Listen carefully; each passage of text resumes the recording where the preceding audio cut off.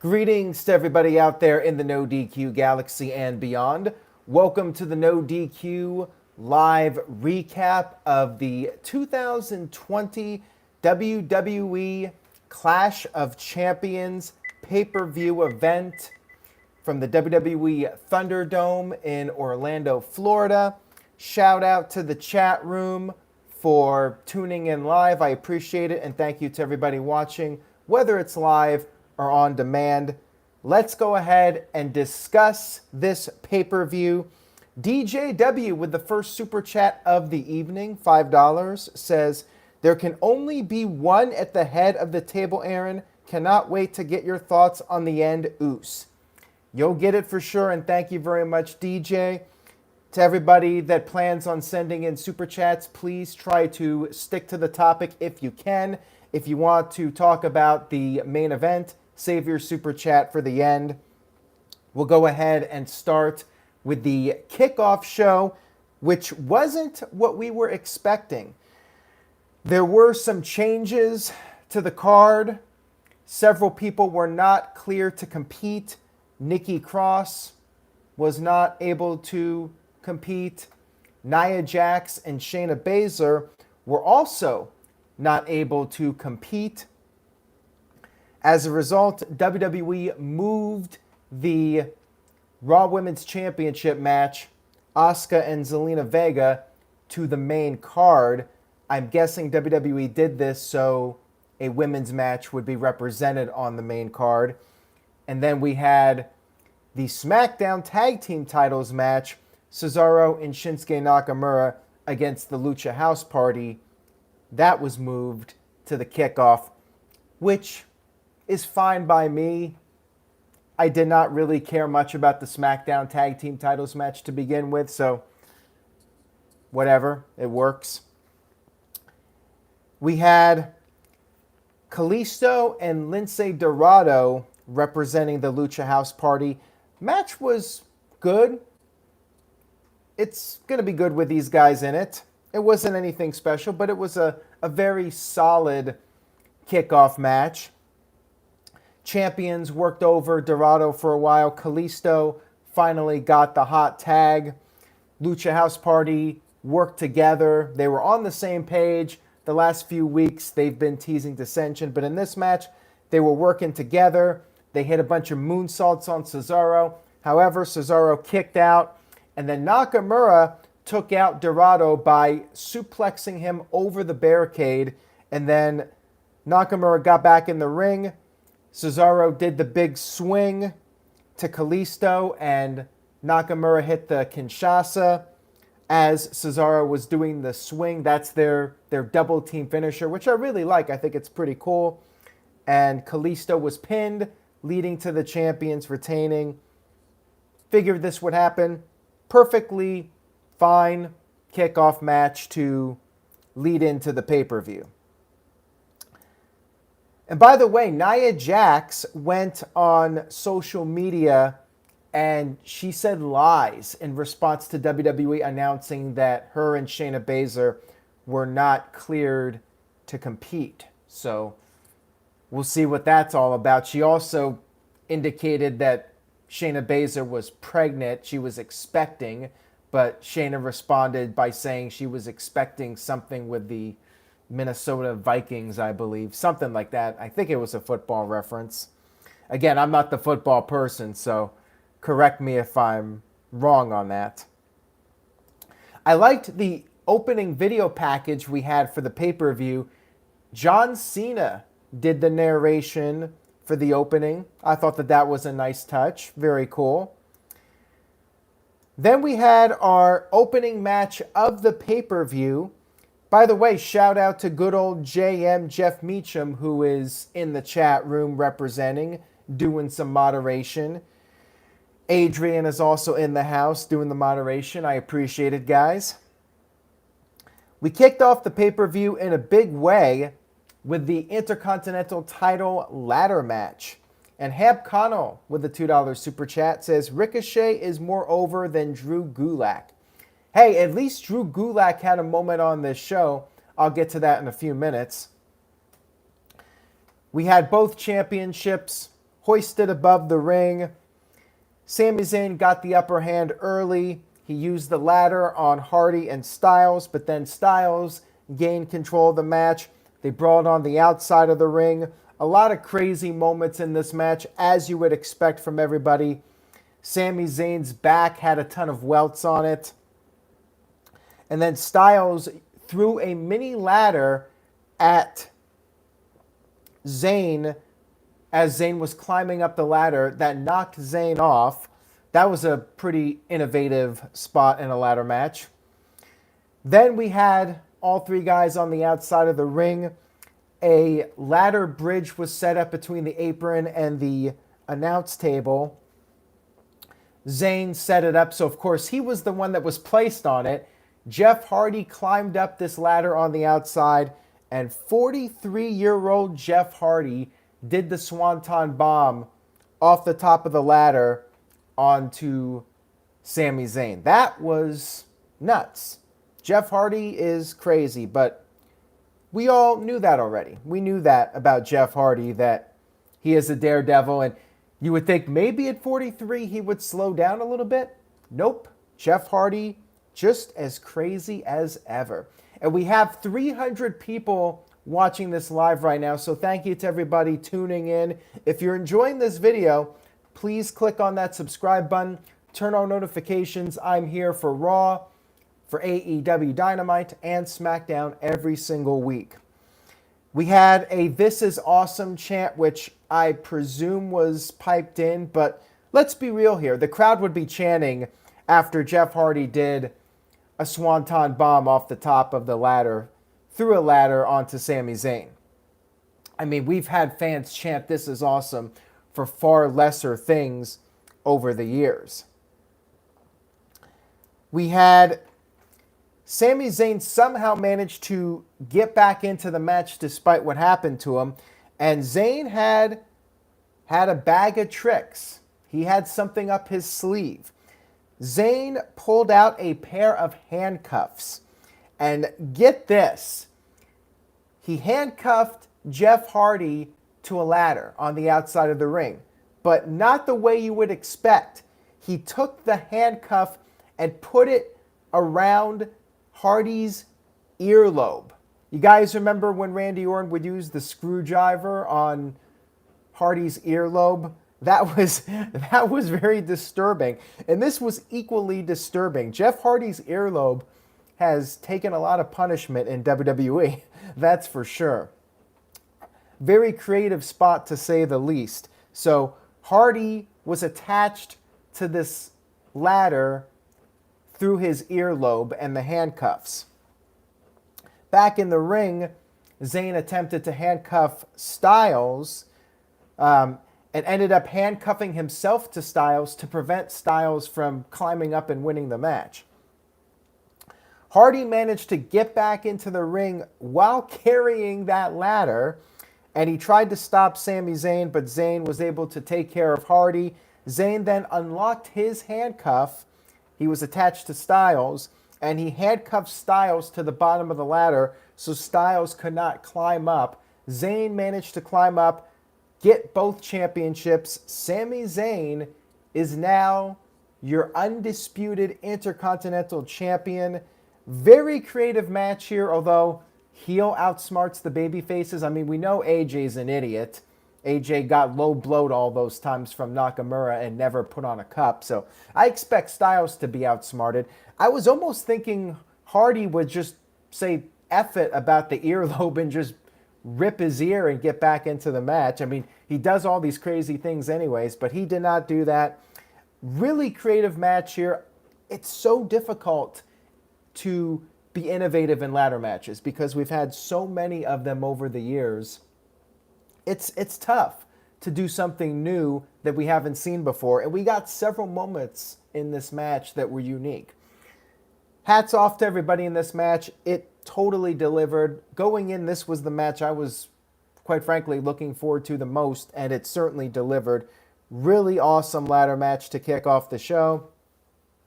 Austin Smith with a $5 super chat says, really enjoyable show with fun storylines. Keep up the great work, Aaron. Thank you for that, Austin. I very much appreciate that.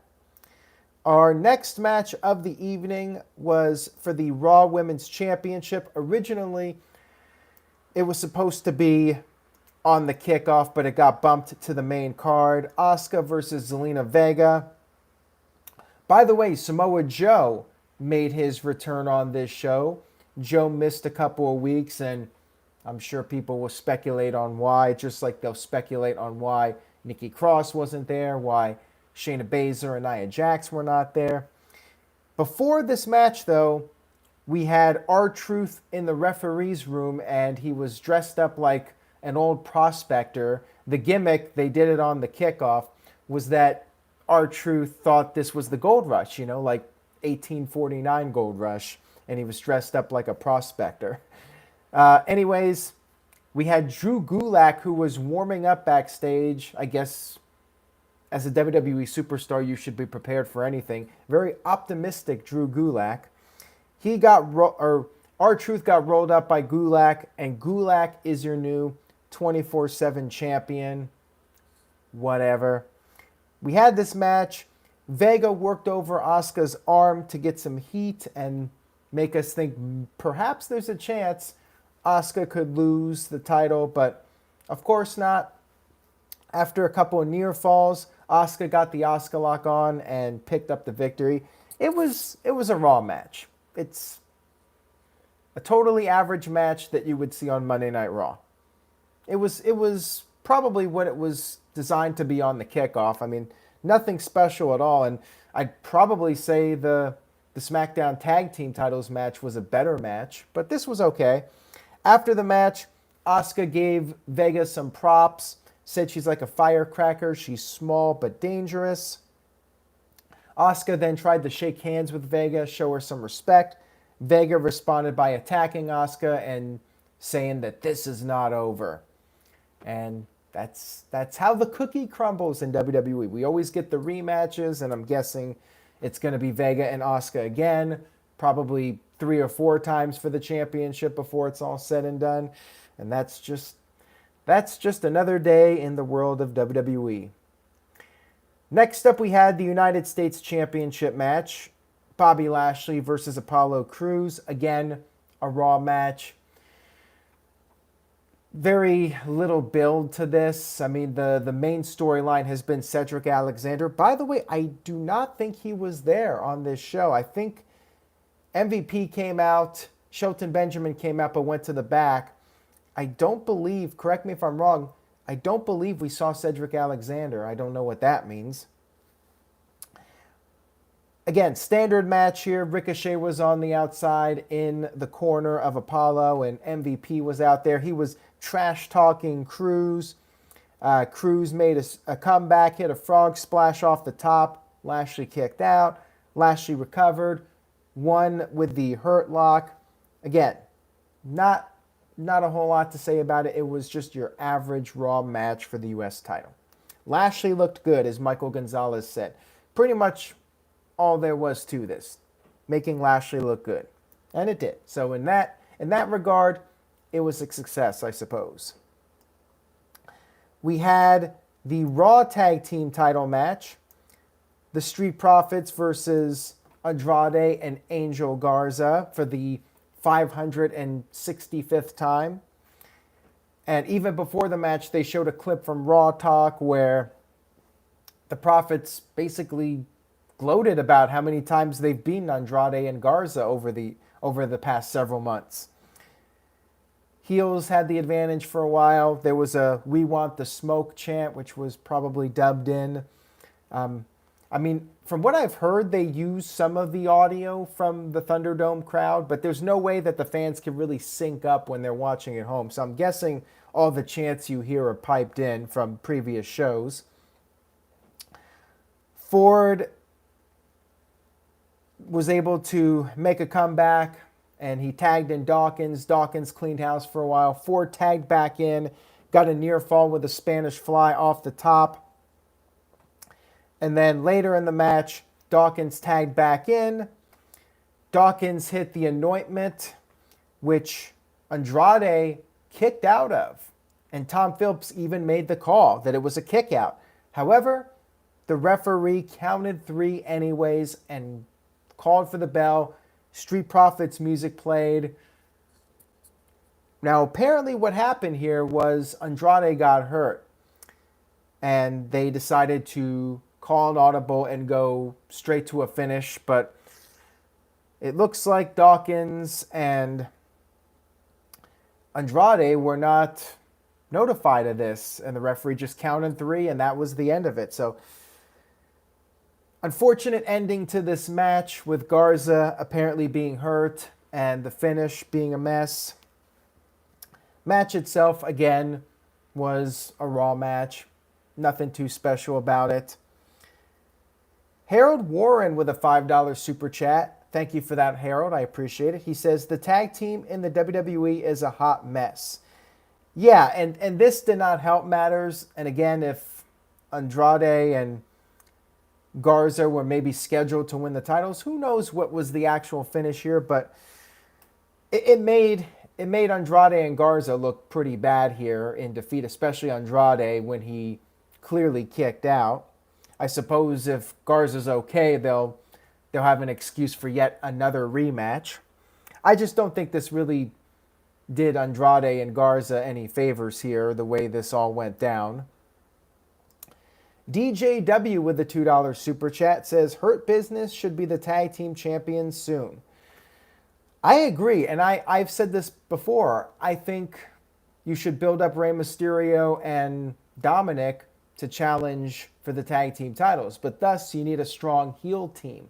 Maybe the Hurt Business will get the titles at some point from the Street Profits. Bayley came out for a promo, and as I mentioned earlier, Nikki Cross was unable to compete on the show. People will speculate, as I'm sure they will continue to over the next several days and maybe weeks. Bayley cut a promo, and she basically issued an open challenge to anybody in the back. It ended up being Asuka accepting the challenge, so we had Raw Women's Champion versus SmackDown's Women's Champion, with Bayley's title up for grabs. Asuka put the Asuka lock on early. Bayley got to the rope. Bayley went after the bad arm of Asuka from earlier. And then Asuka managed to make a comeback on the outside of the ring, and that's when Bayley was done with this match. She grabbed the chair and used it. She got disqualified. It sucks, a DQ finish on a pay-per-view, but obviously WWE had to come up with something at the last minute, so they went with this. After the match, Sasha Banks appeared from behind and attacked Bayley with a steel chair. I guess my issue with all this was, why Asuka? There was nobody else available to face Bayley. We could not have gotten a fresh matchup, and Bayley could have won a back-and-forth match that elevated Bayley as a champion and also maybe made her opponent look good in defeat. Maybe Mickie James or something. Like, we really had to go with Asuka versus Bayley once again and then just do a DQ. I guess they could have done something else, but who knows? So Sasha Banks showed up after the match. She attacked Bayley with the chair. Bayley managed to fight back for a bit, but then Sasha got a kendo stick and used it on Bayley. Sasha was going to use the chair on Bayley, but Bayley managed to retreat to the back. And I guess that sets up Hell in a Cell. DJW with a $2 super chat says, Bianca Belair. That's very true. I mean, she's got to be back there, right? On standby if somebody's needed. That would have been a more intriguing match, and you could have even had Bianca take the fall and have it be a lengthy back and forth match where both look strong. But nope, they went with the Asuka comes out, 3-minute match, DQ, whatever. The show was starting to go pretty downhill after the ladder match. I mean, it wasn't terrible, but it was just very run-of-the-mill, average as far as the matches go, which going in, I really had little expectations for these matches. But yeah, it felt like a glorified episode of Monday Night Raw instead of a pay-per-view. But then we got Drew McIntyre versus Randy Orton. And this is when things started to kick back into high gear. Now, I did have an issue with this match, which I'll get to here as we talk about it. It was an ambulance match, of course, for the WWE Championship. Orton went for an RKO attempt right away. Then he used a low blow, which was legal in this match, to gain the upper hand. All of a sudden, about 3 minutes into this match, wait a minute, did I just say 3 minutes? But no, it was not the late Umaga appearing, but rather the Big Show. That's right, the Big Show returning to get revenge on Randy Orton. He prevented Orton from going for a punt kick and possibly ending the match in early fashion. Show pulled Orton to the outside of the ring and choke slammed him through a table. McIntyre took Orton's carcass and brought him to the ambulance. He had this red steel chair with that medical logo, the white logo on it. Interesting. I've never seen a steel chair like that. I did not know that medical officials had this red steel chair with that logo on it, but you learn something new every day, I suppose. Orton managed to make a comeback using a crutch, and they continued to fight around the ambulance, inside the ambulance. They ended up fighting in the backstage area for a bit, and that's when Christian attacked Orton. So once again, the ghosts of Orton's past coming back to haunt him.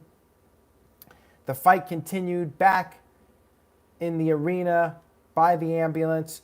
Drew went for a Claymore, but he missed and ended up kicking the door off the vehicle. That was a pretty cool spot. They fought on top of the ambulance, and Orton smashed McIntyre's head into the windshield. McIntyre's back was all cut up. They ended up fighting on top of the ambulance when all of a sudden Shawn Michaels showed up, hit the super kick to Orton, and pushed Orton off the ambulance, off the top, through a platform below. The game is on 100 with a $5 super chat. Thank you for that. He says, Karma came to collect on Orton from the summer of punts to Big Show, Christian, and Michaels. Orton to complain for one more match at Hell in a Cell? Well, I guess that's always a possibility. But before we get to the finish here, McIntyre was about to beat Orton, but then Orton slammed McIntyre's... Oh, I already talked about that with the windshield. McIntyre tried to put Orton into the ambulance, but Orton hit the RKO out of nowhere on the floor. Orton tried to close McIntyre in the ambulance. He tried to shut the doors, but McIntyre was able to stop him at the last second, and then McIntyre poked Randy Orton in the eye, grabbed him by the eye, and then he hit the Claymore again. This time it was successful. Instead of hitting the door, he got Orton. And then McIntyre put Orton in the ambulance, was going to shut the doors, but decided to give Randy Orton a final taste of his own medicine. He hauled off and hit Randy Orton with the punt. Looked like he missed, but then again, that's what happened when Orton hit the punts. He did not connect. So keep it in the spirit of Randy Orton. He hit the punt, which looked like it missed. And then he slammed the doors to successfully retain the WWE Championship. Rob Klein, Robbie Vice with a $5 super chat. Thank you, Robbie. He says, I'm ready for a new champion. Who should take the belt from Drew? Great question. It could end up being Randy Orton, as alluded to a moment ago. Maybe Orton demands one more match at Hell in the Cell because of all the outside interference. DJW with a $5 super chat says, I still feel like Drew as champion is underwhelming. He deserves a proper run when fans come back. Now watch him drop the title when fans come back, shaking my head. He might lose it by the next pay-per-view. I mean, it could end up being Orton versus McIntyre again at Hell in a Cell, and Orton finally wins the title. I did like the match a lot. It was very entertaining with all the appearances, and it's basically the story of karma. Orton's getting what he deserves for all the bad things he did in the past. You know, it's the Christmas Carol and WWE type of story. The ghosts of Orton's past coming back to collect their revenge. Good old JM, Jeff Meacham, with a $5 super chat. Thank you, Jeff. He says, the chats are 100% piped. The chants, I think he meant. High undercard potential, but only the IC title delivered. The world title matches were good. Looking forward to JMN shows and TakeOver. And yes, he did mean to say chants. I thought the story was very good. However, my only issue with it was from the moment Big Show came out and attacked Orton, I'm like, well, it's clear now Drew's retaining. Because if Drew loses after Big Show interferes, it makes McIntyre look really weak, losing to Randy Orton. So that kind of took it away from me. Although I still like Christian coming in and Shawn Michaels coming in. Also, why not just stick around for the whole match? Why did Big Show have to take off? Was there food and catering that he just had to get to? Like, why not just stay out there and make sure that Randy Orton doesn't win? I guess he only wanted to give Drew a slight advantage. But yeah, I did like it. And I guess you could have done something with Retribution, or you could have done another screwy finish. It was fine, but of course now what's going to happen with McIntyre? Is it going to be Orton versus McIntyre at Hell in a Cell? Very well could be the end of the storyline with the Cell match. I'd be okay with Mysterio and Rollins being the Cell match for Raw. I mean, I think on SmackDown you got to do Bayley versus Sasha in the Cell. And then you could end up doing either McIntyre versus Orton in the Cell, or do Rollins versus Mysterio in the Cell. Ernie Eastman with a $2 super chat says, the ladder match should have been booked as the main event. Well, I disagree with that, and I actually do like putting the ladder match on first, although it was pretty much impossible for most of the card to follow it. I suppose you could have put the ladder match on third to last, but I like ending the show strong, but also starting the show strong. And in this case, they did start it strong. Very strong. TGS with the $2 super chat says, Randy Orton to SmackDown after getting owned tonight? You could go that way as well, and I would not be against that. Like, I'm fine with this being the end of Randy Orton versus Drew McIntyre, but knowing WWE, they're probably going to go the route of Orton coming out saying, I had all this interference, I got robbed, I want it in Hell in a Cell where nobody can interfere, and we all know that's a bunch of BS too, but on paper, the idea is that Hell in a Cell, nobody interferes, and that's how you settle it. But going back to the first Hell in a Cell match, that wasn't the case. Ricky Lawson says Randy Orton versus Keith Lee. Yeah, they could go back to that now. But I still feel like Randy Orton's going to win the title. And it'll be him versus Edge for the title when Edge returns. I just sense that's going to be the direction. I would prefer if we went on to something else. Like, I personally have no desire to see Randy Orton versus Edge again. I get it, you can do the trilogy, but I would be okay if Edge came back and faced somebody else. We'll see what they do. We shall see. We had our main event for the Universal Championship. And yes, as Jose Garza says in the chat room, the punt did feel like the end of the feud. And yes, I think most people would see it that way. Any reasonable person would say, hey, McIntyre hit the punt, Orton got his karma. Karma came back and bit him in the ass. All the people he put out, they came back to get him, and McIntyre hit him with the punt. Poetic justice. Yes, it sounds like the perfect end to the storyline. But it's WWE, and I don't know. So anyways, main event time. Roman Reigns versus Jey Uso. Jey Uso in the main event. Roman Reigns made his entrance, no vest, no t-shirt, and he looks really good. His stomach, it's not Finn Balor's stomach, but he looks good. Reigns looks like a monster. He looks like a beast. Pretty slow start to the match, a feeling out process between the two of them. It was somewhat friendly in the beginning, and Reigns had this cocky attitude like he'd be able to put away Jey pretty quickly, but Jey would not stay down. Jey kept coming back. He did make a brief comeback, which was abruptly stopped from a Superman punch. Jey got knocked to the outside. Reigns, like I said, getting a little bit arrogant. He was trash talking about how Uso should have stayed down. Uso hit a chop, which Reigns pretty much no-sold and knocked Uso back down. Uso managed to stay in it, though. And Reigns had a very slow pace to this, working as a heel, working over Uso. Uso managed to make a comeback, and that's when he sped the pace up. He did his dives onto Reigns to the outside, and he hit a super kick, which he got a near fall on.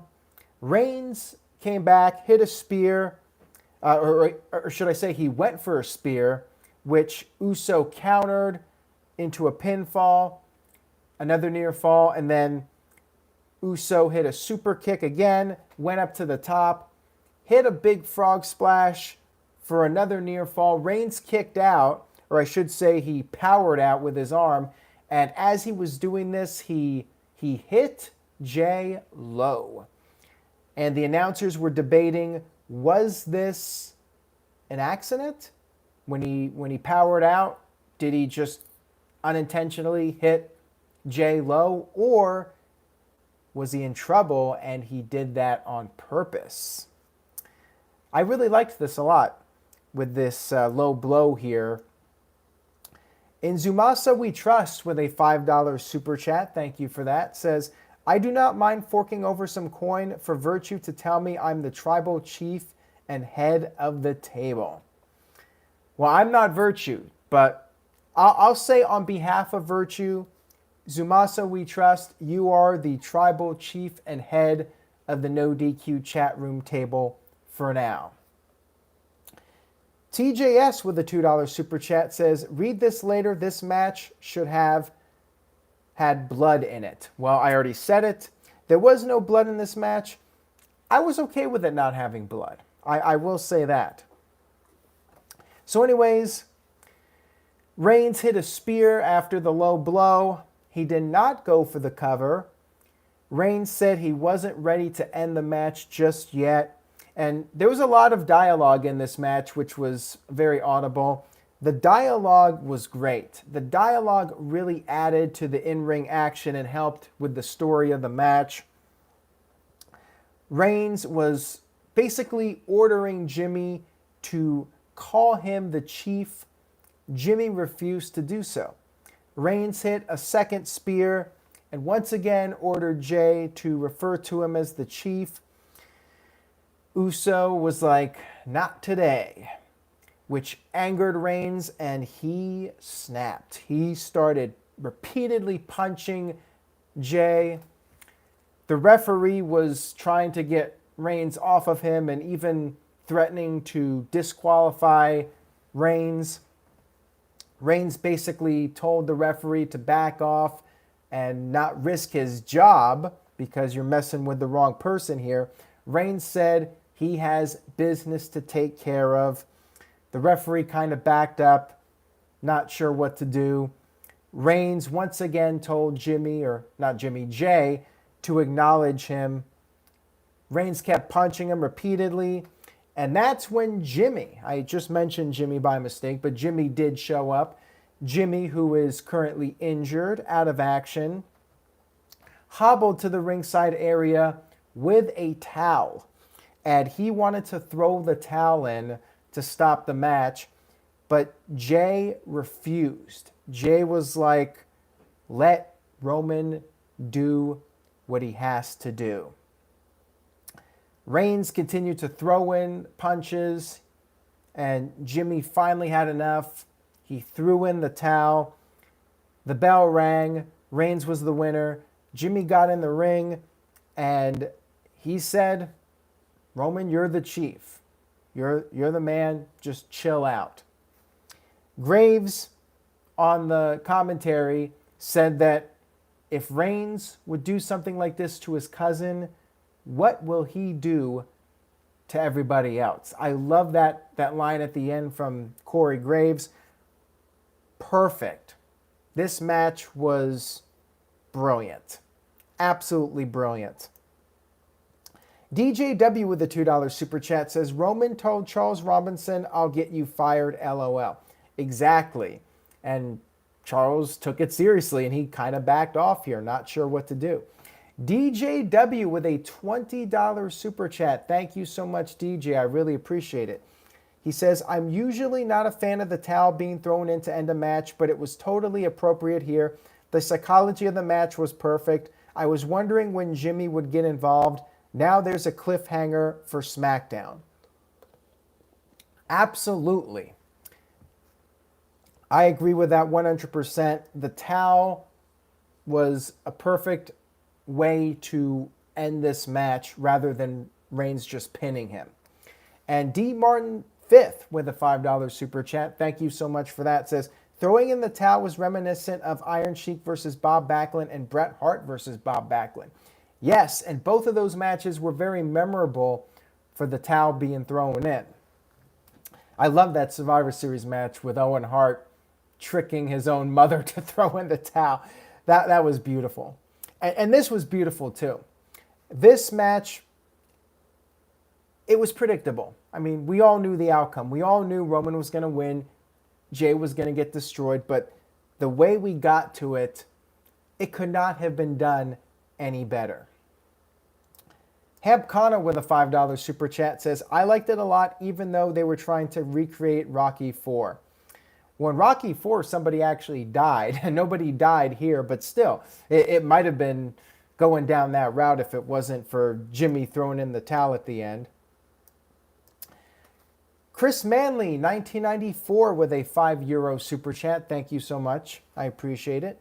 He says, I loved the ending. Great storytelling with Jimmy coming out to throw in the towel to save his brother.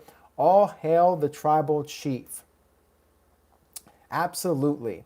Like, when we talk about matches and we critique them, I cannot think of a better way that this match could have gone down. So to me, this was about as close to perfect as you could possibly ask for.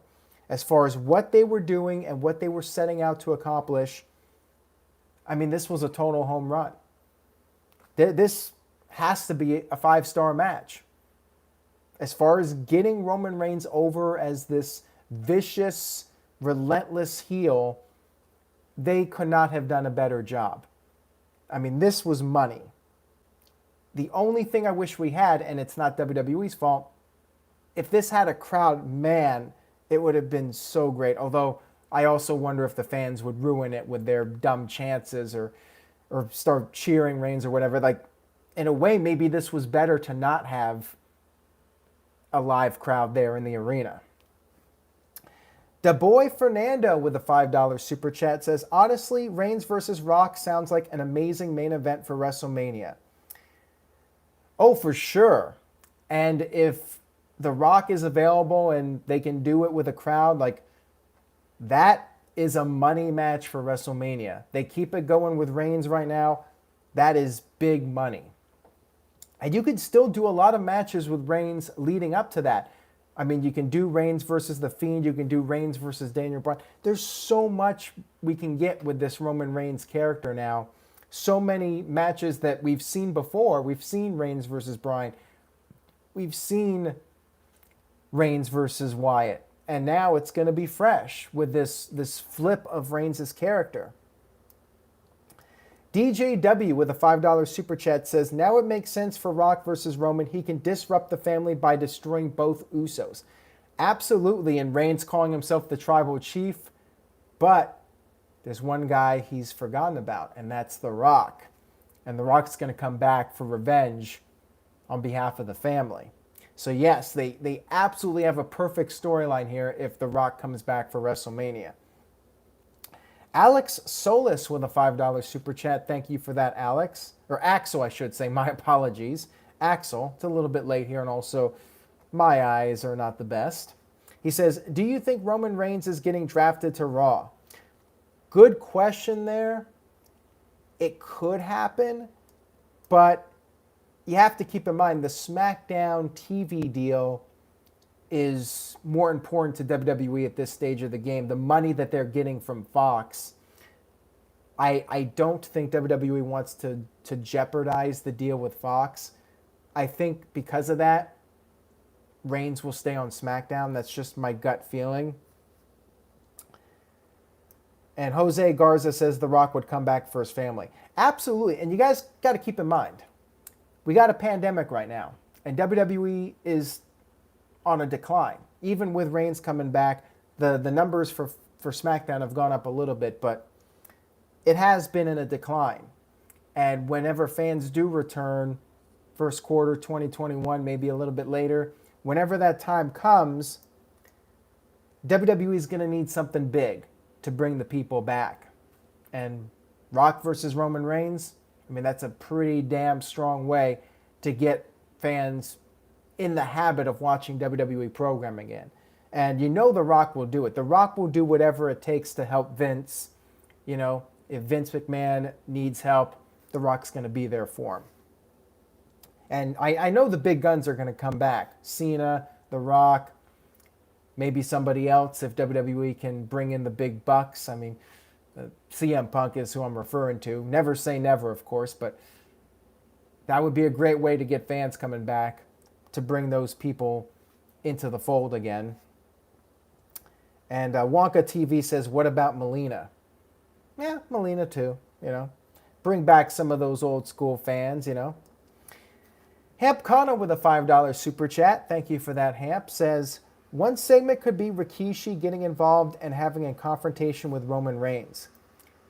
I'm all for it. You know, you might as well explore all the different possibilities, and you could have Rikishi come out and confront Roman Reigns and have Reigns beat him up or do something to him to get even more heat. Like there's a lot of stuff you can do, a lot of interesting ways this can go.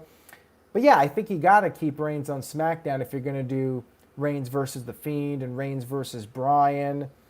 There's so many things you could do. Maybe even turn Styles babyface and have him face Roman Reigns. Like a lot of fresh matchups. You know, what was old is new again now that Reigns has done this with his character and has gone in this new direction. I just hope he has a badass theme song whenever that time comes. He mentioned during a Zoom call that he was going to start wrestling without the shirt and then start using new music at some point when the time is right. But yeah, on this night, as far as the Roman Reigns storyline goes, WWE hit all the right notes. I mean, this has got to be a serious contender for match of the year. And I did not think that going in. Like, I thought they would put on a really good performance, but they exceeded my expectations with the main event. Ladder match was great. Middle of the show, it was all right. But I'm going to give the show an A-. And obviously, the main event boosted it up. I probably would have gone with a B if not for the main event. Ladder match was awesome. And yeah, the rest of the show was just kind of okay. But the two matches at the beginning and the end, and even the ambulance match was very entertaining. So I'm going with an A- for this show. Michael Wayne with an A-, Wonka TV with an A-, Inzumasa We Trust with an A-, Amanda with an A, Henry with an A, Mike B with a solid A, and Michael Gonzalez with an A. DJW with a $5 super chat. Thank you, DJ. Says, The no shirt was perfect for the family storyline, showing the same Samoan tattoo on his chest that they all share. Another good point there, DJW, probably a factor. And not just that, just something to change up Roman and give him a bit of a different look. And I mean, the guy's got a great body, so why not showcase it? And oh, by the way, I forgot to mention the lei. Jey Uso came out with the lei around his neck, and at the end, Roman put it on. Like, that was another nice touch there. CC Drink gives it an A-. Dr. NXT Scorpio with a B. Austin Smith with an A-. And Ricky Lawson also with an A-. And Anthony with a B. Hamp Connor with a $5 super chat. Thank you, Hamp. I appreciate it. He says, it was better than All Out. I don't know what AEW is trying to be anymore. Oh, yeah, better than All Out. And, I mean, it's a tough call because Revolution had a crowd. Revolution was awesome. And that tag match was arguably the match of the year. Double or Nothing was great. And, yeah. If the middle of the show was better quality with better build up for the matches, and I cared more about the middle of the show, like, this would have been pay-per-view of the year. I don't know if I'd go as far to say it was pay-per-view of the year, but it definitely exceeded my expectations. And the ladder match, ambulance match, the three matches I thought were going to be strong were all great and even better than I expected. So thumbs up show for sure. Make sure you guys check out the three matches I mentioned, the ladder match, the ambulance match, and the main event if you haven't seen the pay-per-view yet. I know a lot of you have, but those are worth checking out. And I may go watch the Roman Reigns match again just because it was so damn great. Thank you guys for tuning in tonight. Again, subscribe, buy a mask if you would like to support the website, nodq.com/merch. You can pick up a nodq.com mask. And stay tuned to nodq.com for the latest news and rumors. Take care, everybody. Have a great night, and I will see you